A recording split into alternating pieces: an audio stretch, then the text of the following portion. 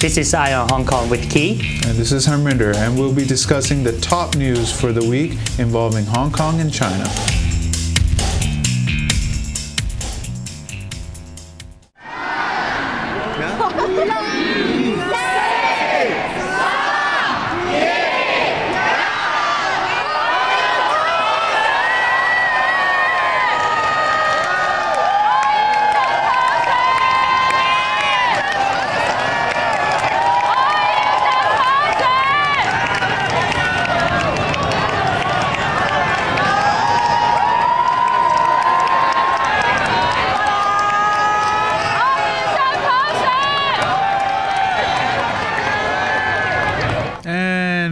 Happy New Year to everybody. Happy New Year. 新年快樂. 新年快樂.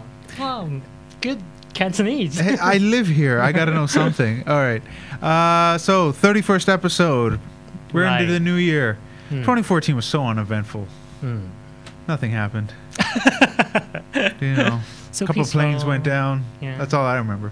Some people gathering outside MOT in Hong Kong. For a stroll. Just right. for a nice stroll. Right. In the middle of traffic. Yes. I like to walk into traffic. Right. Same here too. With a yellow umbrella. 2014 was clearly a very tumultuous year for Hong Kong because of certain decisions that were made by the central government, sparked off the umbrella movement, and so on and so forth. And now we have this week where the consequences of participating in the umbrella movement are now coming, forward. Right. Such as the 14-year-old girl arrested for drawing with chalk on the Lennon Wall, which is a staircase that leads up into the electrical complex. Right. During the Occupy movement, that's where a lot of people left their messages and paintings, drawings, stuff like that. And so she came later and drew with chalk and umbrella, I believe, and police swarmed her. Yeah, it was like at least 14 policemen surrounded her. You would think that they caught a suicide bomber terrorist. about to blow themselves up. Was the response.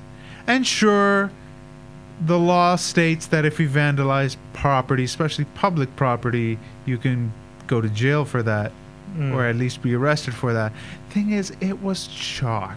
Right. Removable with water very easily. Right. I think that the police were just trying to send a message that any participation in civil disobedience will bring about unreasonable charges and convictions later. I think that according to the law here is that it's not just about the vandalism. It's also it says that anyone who tries to make a public building or the building of someone else with chalk or paint, then it will be an offense. So that's why they're exercising their power under that offense. So if a child drew hopscotch stuff on the ground, that's vandalism? That's also quite interesting to note that according to that section is about building. But, building only. Yeah, what about the road? Right. It seems it's sidewalk, that's public property. Yeah, and even the Lennon Wall outside the government building is not some building owned by someone, right? It should be public walkway. You can only argue that it's owned by the government. Sure. Yeah, then it would be an offense under that section. But our tax money pays for all that. That's so true. And then, so we really own it. After the policemen surrounded the girl with 14 policemen, and she was not enough in my opinion. Detained. Very dangerous. Yeah, very dangerous. Very dangerous. And then she was detained for 19 hours. Something like that. Yeah, that's quite long. And then she was brought to this magistracy for a bail application at that time, I believe, and also because of that, the police make an application to the magistrate saying that the parents of this girl was not well taken care of, and so they had to send her to the girls' home. Oh yeah, they have to send her to a girls' home, and clearly that was all nonsense, because the father was, he could clearly take care of his daughter, Hmm. and she also had a sister, older sister, I believe, that could take that lives with them, that can also take care of her. All nonsensical. According to the report, it says that the prosecution alleged that the father of these young child, he was deaf, so he was a disabled person, so he couldn't take care of the daughter. I see. I would say that is actually Very discriminatory. I think so too. So they should consider to, DOC should be on that. Yeah, they should commence a civil proceeding going against the prosecution, the DOJ. Yeah, so you're telling me deaf, dumb, and blind people now are suddenly, not fit parents? Well, I mean, that's the message I got from that. It seems so. Yeah. Seems so. That's quite outrageous to me. Oh, you see, and apparently the state can do a better job than the parents taking care of the kids. They keep telling us that they're the parents. Yeah, exactly. They keep telling us they're, mother, I want milk. The thing is that the whole thing was meant as a chilling effect. I believe so too. Especially to students under 18.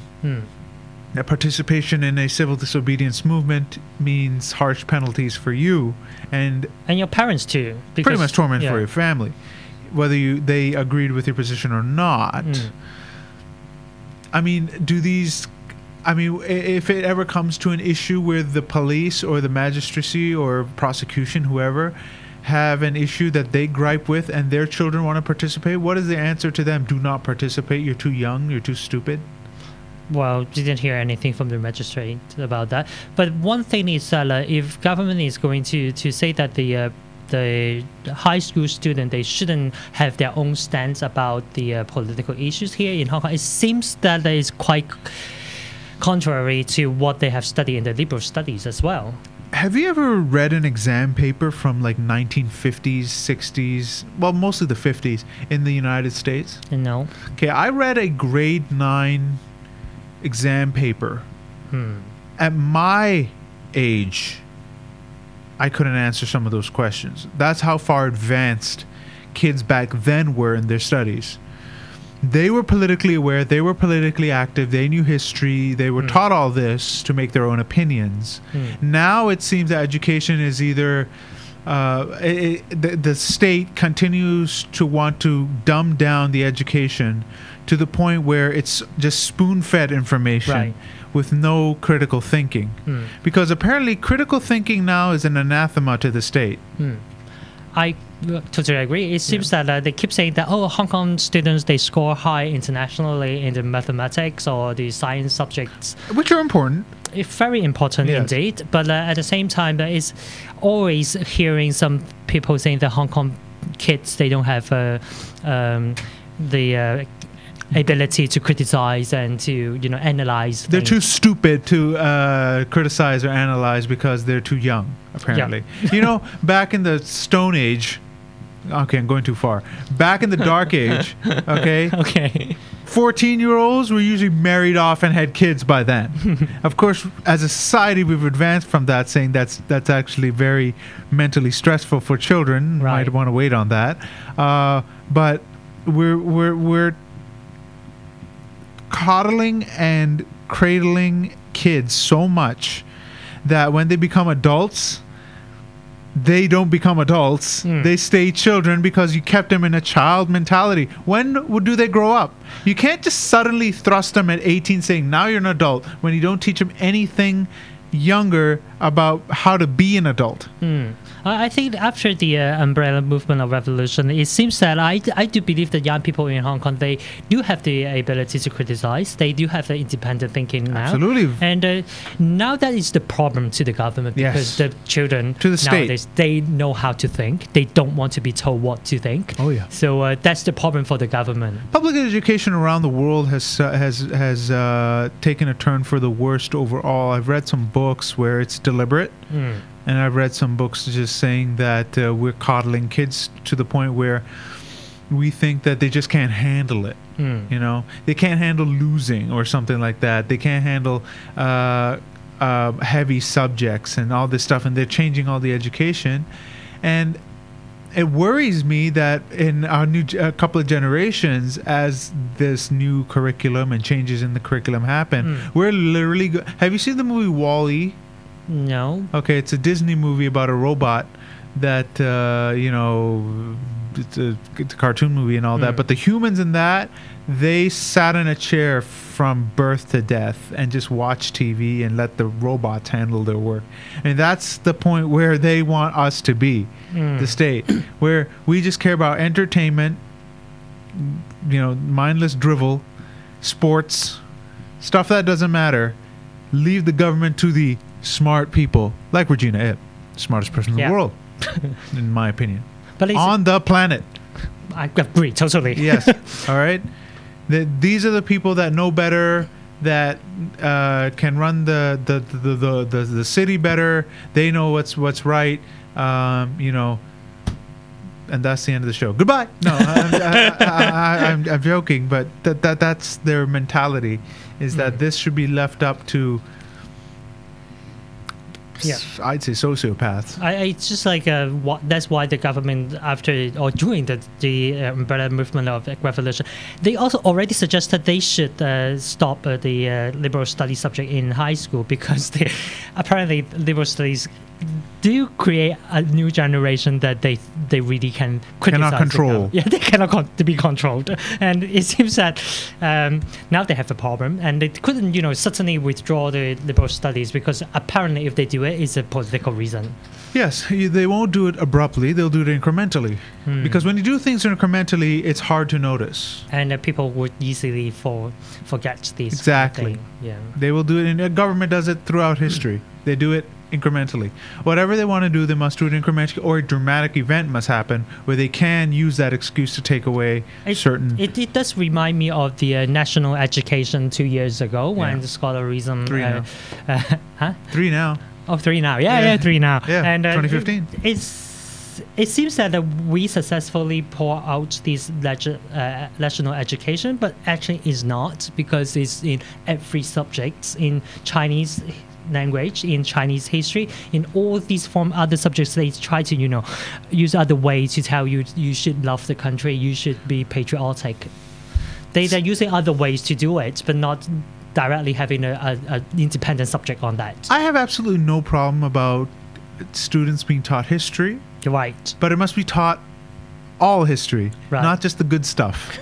Because there's a lot of bad stuff in Chinese history as well. Actually, more bad stuff than good stuff. Especially recent Chinese history.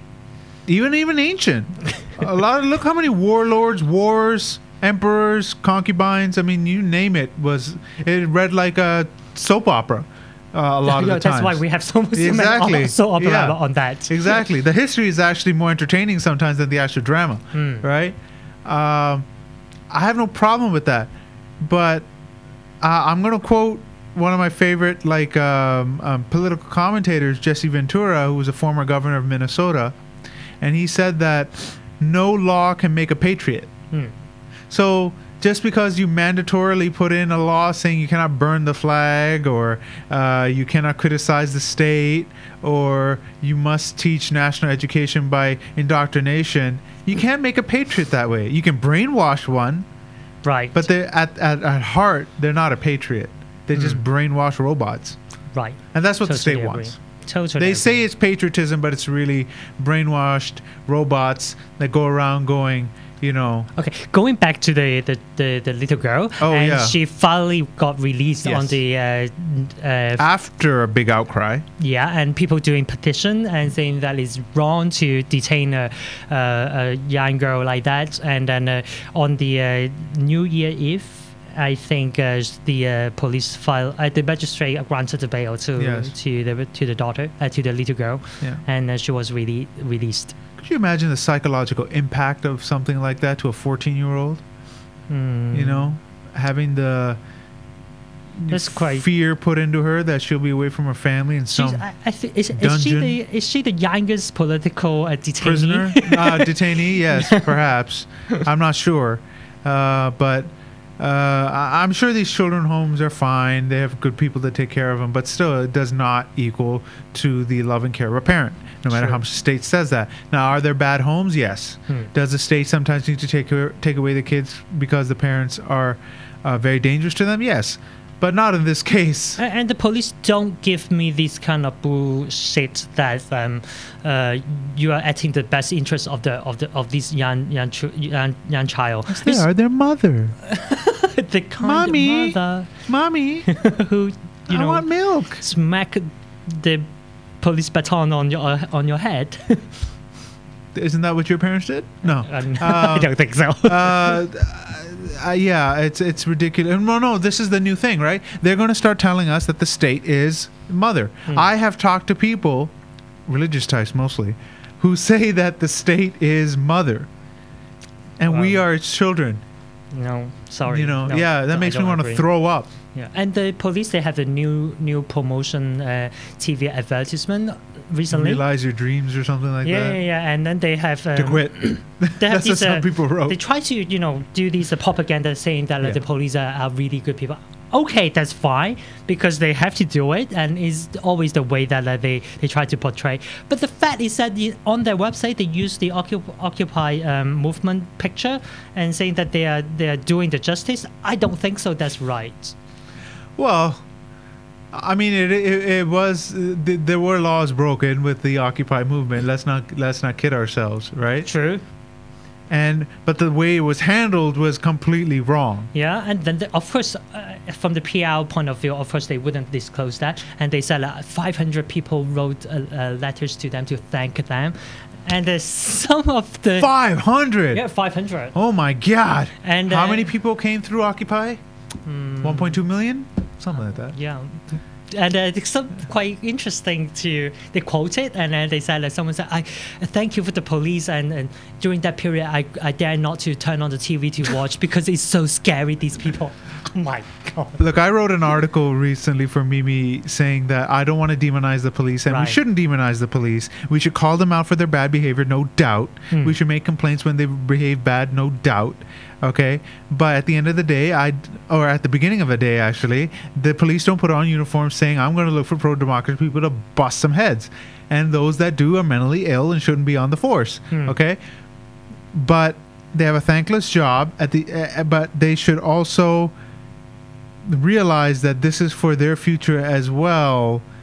Do they want to live in a place where your kids might participate in this, or you're just going to say you're not my child? And some people from those letters saying that these protesters or people who participated in the umbrella revolution, they're selfish and they're fighting for their own benefits. I really doubt whether they understand what these people are fighting for. Apparently, I would say that people are fighting for the future of Hong Kong. Yes. Or we want a fair future. Yeah, the interest of everyone is not just for me. I'm only one of the voter. Yeah. Giving me 3 choices of horse manure is not exactly my idea of universal suffrage. Now, I know Xi Jinping has told the tycoons, because this was confirmed by Reuters, that under no circumstances are they going to allow anybody they don't trust to be chief executive. Fine, you do have the veto power. Let us vote for who we want, and then you can say no after. And bear the political consequences. Yes, but they don't want to. They want to rig the game before that. So now he's moving on to the political reform, and the second round. One scholar, and Albert Chan, the former dean of law faculty at Hong Kong U, he proposed that, I think it's yesterday, on Friday, and he said people should be given the choice of none of the above. By casting, if over 50% of the blank votes are blank votes, that means the election is invalid and they start all over again. Yes. But I guess that would be something they'd work out, is what do you mean by restart it? The new candidates? The same. Do it the same. Do it the same? Want it, take it or leave it. I mean, it's fine if we had a threshold that was under a third. I would accept a third, personally. Okay. If we had no choice, there was nothing. I mean, yes, public nomination is the ultimate goal, right? But at this point, if they want gradual You know, We've been gradual. we've been gradual as a snail's pace. Yeah, exactly. If they want gradual change to the electoral system, that is a start. I would accept a third, not 1/8 like it was before. I could accept a third and then move on from there. Because at least somebody's got to get in there that I can stomach. Yeah. You know? I would accept. I would have a higher expectation because we're promised to have this universal suffrage. But it's with Chinese characteristics. Yeah, I accept a political party nomination at this point. Me too. Yeah, then district council. A lot of stuff would have been acceptable, but they just went for the most hardcore, unacceptable, brainwashed minions would actually accept it. You notice that none of the pro-establishment ever go on news shows or programs. They don't have to. Where they be called out for it and say, you actually believe this nonsense? Yeah, then you should argue and but they don't want to argue. They just want to give out their sound bites. Right. They just want the mic in their face, give their sound bite and leave. Because they know in a debate they'd lose miserably. Right. Like Trigun. Dr. Trigun is the man. He is the future of Hong Kong. He is Hong Kong. He is, actually. He is Hong Kong. Yeah. We love you, Dr. Trigun.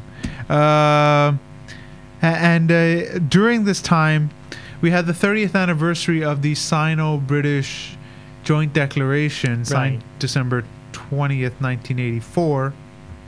Some called it D-Day. And the good part is that the UK has an archive law where all government documents, unless reclassified as top secret, must be declassified after 30 years. Well, we're on 30 years, so documents are being declassified, and it started with the Joint Declaration. And the next 13 years are going to be interesting because every day there's going to be declassified. Yeah, until 1997, right? Which would be 2027. So what they have released last week? Well, so they released some declassified documents from that time, and under no circumstances did they ever agree that the Sino-British Joint Declaration would expire on July 1st, 1997. And nobody agreed to that. There was no provision. Or no one mentioned that they... Nobody mentioned it. Okay. So this thing that this rewriting history of it ended. Why? We said so. It doesn't. No, it doesn't. The spirit of it is that it lasts for 50 years after 97. Pardon? I think the only way that they can say that the Joint Declaration ended it probably is to amend it by both parties agreed it. Sure, but nobody's going to do that. Yeah. And it's registered at the UN. So it is an official document.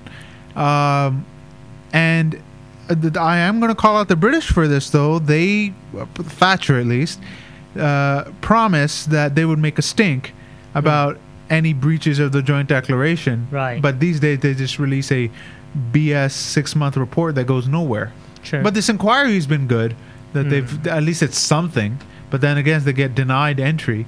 Which was unprecedented and ridiculous. Right. And shows absolute, paranoia and insecurity on the part of the central government. And then, of course, we hear quite a lot of establishment or picking political figures in Hong Kong try to defend the rights that China can tell you guys to go away because we have the right to grant you the access to go to Hong Kong or not. Not according to basic law. Exactly. Which is another breach as usual. So more and more declassified documents are going to come through. Even the let Legco be elected was apparently negotiated at the last minute. Because David Wilson, former governor of Hong Kong, confirmed that, saying it was a last minute deal that they allowed, that just a provision that it will be returned by election. And what that meant And of course, at the same We don't time, know. the documents also release some information about the selfish acts of the British people at that time. They signed this contract with China at that. I think during 30 years ago too, they will help the PRC to build the first nuclear plant in General Electric. Yeah. So of course, there's some benefits to them, and And at the time, they wanted to bring business people with Thatcher. And I think it was the Foreign Office, or it could have been the Colonial Office, and they're like, out of the question. It's gonna make it look like, we're selling you Hong Kong so we can sell you some nuke plants. But exactly, that's kind of what happened, anyways. Very true. It was all about big business. They wanted the China market. They knew it was the future. They were deindustrializing the West and moving everything over there. There's always Hong Kong to UK. UK always treating Hong Kong just a trading port or A prostitute. Making money. Well, Hong Kong's been kind of a prostitute overall. The British were selling it to China, and China's using it like a cheap whore right now because of the financing that they can get that they can't get on the mainland. Right? Very sad. Yeah, 852, just call up Hong Kong, she'll come up to your we have door. the dignity, and we are the first class prostitute. We have to be the first class. Oh yeah, we don't we're not like we're not in a brothel Exactly. with like all these other Very true. ladies. we have a special number, 852, and high class customers and we only. resist too if necessary, if you're ugly. yes, we will slap you with our umbrellas. Moving on, we have Emily Lau, who's denied entry into Macau. Not surprised to me. Legislator. Well, I think it's ridiculous that she's being denied entry into a supposed two systems territory like Macau. Well, Macau always stricter than PRC actually. More Yeah, people I've heard got denied by Macau than PRC. Wow. Yeah. What's Macau afraid of? That we'll clear out their casino houses? We're that good at gambling? They just want to be What the could we goody possibly goody. do there? They want to be the goody goody to the mother. Lapdog. Yeah. Lapdog is maybe. probably a better way. And it's Not the people. We love the people of Macau. I love Yeah. the people in Macau, and I love the food. Yeah. Food's Very, pretty good. very good. Love Portuguese egg tarts. Yeah. But the people there need to make us think about this, because they're having a government that's denying people arbitrarily just because I could understand why they did it 2 weeks ago when Xi Jinping went there, but not after that, right? No. It's like Even she was surprised. Like, I'm going there with friends. I'm not like, what are we going to do? Even she, you know how she is, right? I was going there with friends, and you know how she would go. But I can understand her frustration on that. Scares the hell out of me. Well, not going there anyway. So Well, that's you, but still, I love Chinese history. I'd love to like see it in person. go to Taiwan. That is part of Chinese history, no doubt. Yeah, I think the only way you can feel the real Chinese culture is in Taiwan. It doesn't exist anymore in PRC, I would say. So go to Taiwan. The Great Wall is not part of Chinese history. No, I mean the culture. If you want to learn about the what? Terracotta warriors. No, it's only physically there, but the spirit is not anymore there. The spirit, the spirit of communism is there, right? Well, supposedly communism is there right now from 49, okay? But the physical remnants of history, some of those buildings were destroyed and they've been remade and say, this is the historical building. Well, not because it was built 40 years ago or something like that. That's not at least the Nanking Treaty signed by the British and the Qing dynasty. That treaty in Taiwan, not in China. So if you want to know more about Hong Kong history, then you can go to Taiwan to look at it. You might have a point there. But anyways, because it's the New Year's, I think all our guests are still hungover and drunk. So we weren't able to get a guest for the second half. So we'll be back in the second half, discuss more things. We'll do some fun stuff, and stick around for that.